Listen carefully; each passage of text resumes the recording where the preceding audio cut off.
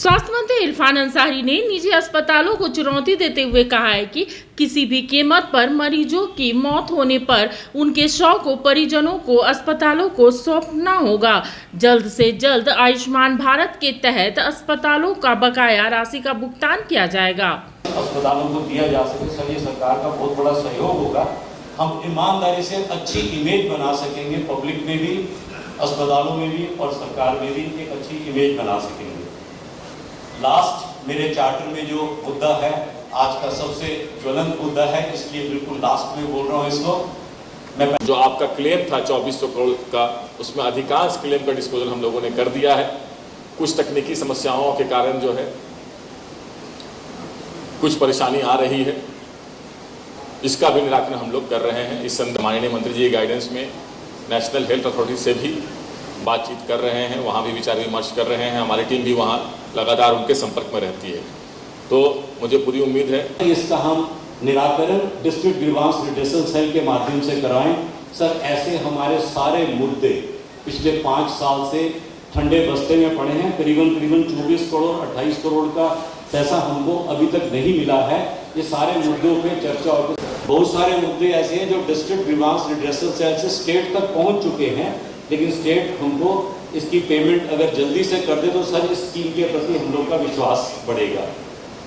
छठी demand है sir हमारी opening of single window system. हम हमेशा डॉक्टर अजय सिंह बैठे हैं, पिछले 10 साल से हम लोग ये कोशिश कर रहे हैं कि हॉस्पिटल में जब पेशेंट डेथ कर जाता है तो मंत्री जी का आदेश है कि उस बॉडी को छोड़ना है। मेरा आदेश नहीं, सुप्रीम कोर्ट का गाइडलाइन भी है। मैं आप सबको एक भावनात्मक बात भी करूँगा। देखिए, मेरी माँ जो है इस दुनिया में नहीं रही। 11 अगस्त को माँ का निधन हुआ, 1 साल भी अभी नहीं हुआ। मेरी माँ कहती थी, ये बातें मैं आपको इसलिए कह रहा हूँ, हमेशा कहती थी कि जब बेटा कोई मर गया तो उसका बकाया मत रखना कभी। मृतक का पैसा कभी मत खाना बकाया। जीवन में एक वसूल बांध लो तुम लोग। वो पैसा खाओगे तो टाइमिंग आपको ठीक लगेगा, लेकिन जब आप कब मुसीबत में फंसीगा तो आप कभी सोचिएगा कि हम क्या किए। मृतक हुआ, उसका पैसा हम ले लिए, जबरन हम वसूल लिए उसका पैसा, तो आपका आत्मा आपको गवाही नहीं देगा। तो मैं आपसे चाहूँगा कम से कम थोड़ा आप लोग बड़ा दिन दिखाइए और मेरा इसमें सपोर्ट कीजिए, बॉडी रिलीज कीजिए। और आपने कहा कि जो हॉस्पिटल को लगता है कि नहीं लोड ज़्यादा पड़ गया, तो आप इस पर विचार करेंगे। हम बैठक करके आप लोग से आग्रह करेंगे कि जो ये हॉस्पिटल है बॉडी छोड़ दीजिएगा। अगर ज़्यादा बकाया है तो बिल आप हमको दे दीजिएगा। हम लोग जल्द से जल्द हम बैठक करके कुछ रास्ता जरूर निकालेंगे। हमको भी लगता है कि अजय, हम भी डॉक्टर हैं, हमको भी लगता है कि देखिए हॉस्पिटल आप चला रहे हैं, तो जब आप जांच कर रहे हैं, इलाज कर रहे हैं, तो इलाज के दौरान अगर किसी पेशेंट का डेथ हो जाता है तो गलती तो आपकी नहीं है, आप तो इलाज किए, इलाज में तो खर्च हुआ, खर्च में पैसे लगे हैं आपके। और ऐसे में आपको लगता हो कि नहीं मंत्री जी का दबाव है, प्रेशर है, तो मैं इतना जरूर कहूँगा, चलिए एक सपोर्ट है। हम हॉस्पिटल खोलते हैं, व्यवसाय करने के लिए हॉस्पिटल नहीं खोलते हैं। जो लोग भी आज यहाँ हॉस्पिटल खोले हैं उनके अंदर इंसानियत है। एक बिजनेस तो बहुत लोग कर लेते हैं, अदानी अंबानी भी बिजनेस कर लेता है, ऐसा मतलब क्या? आपका जो बिजनेस है वो लोगों से कनेक्ट बिजनेस है, एक इंसानियत वाला बिजनेस है आपका। तो थोड़ा सा मिसलेनियस 5% रखिएगा। और जो मैंने फैसला लिया है, हमारी सरकार ने फैसला लिया है कि डेड बॉडी को रिलीज कर दीजिएगा, तो मैं आपसे विनम्र निवेदन करूंगा कि जो भी अगर पेशेंट डेथ करता है तो सहानुभूतिपूर्वक उसको छोड़ दीजिएगा। ये मेरा आप सबसे आग्रह होगा।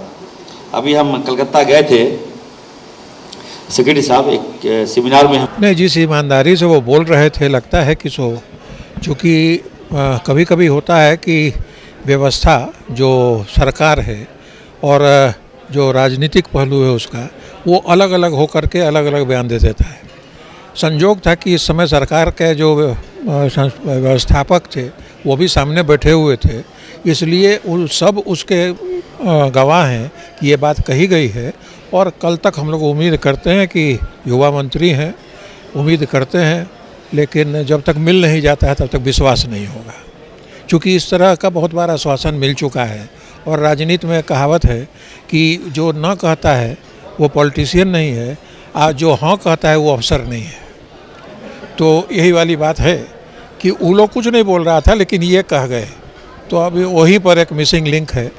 तो अगर मिल जाए तो इसमें आप लोग का सहयोग ज़्यादा होगा, चूँकि आप लोग बहुत इसको मास के बीच में लाइएगा। तो नेचुरल है, हम लोग का एक डिमांड है। सिंगल विंडो के बारे में भी पॉजिटिव रहे हैं, डेड बॉडी डिस्पोजल में उनके साथ हैं हम लोग। जो ये है, जो दिक्कत होती है अगर अपने पर गुजरती है उसमें पता चलता है, और उसके हम भी भुक्तभोगी हैं, इसलिए हम जानते हैं। अच्छा नहीं लगता है, लेकिन तब भी व्यवस्था हम लोग को अगर उसको थोड़ा सा भी आपूर्ति कर दे तो उसके लिए हम लोग। लेकिन जो भुगतान के बारे में आपका दक्ष प्रश्न था, असल तो बैठक उसी की थी आज, और सब तो सप्लीमेंट्री था। हो जाता है तो फिर हम लोग एक पार्टी आप लोग के साथ करेंगे।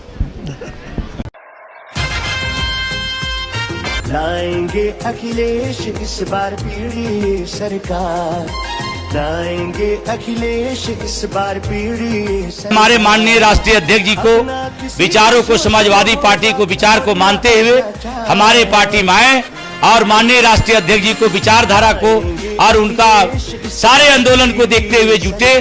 और मैं सभी को आह्वान करता हूं कि समाजवादी पार्टी में सदस्यता ग्रहण करके मजबूत करें।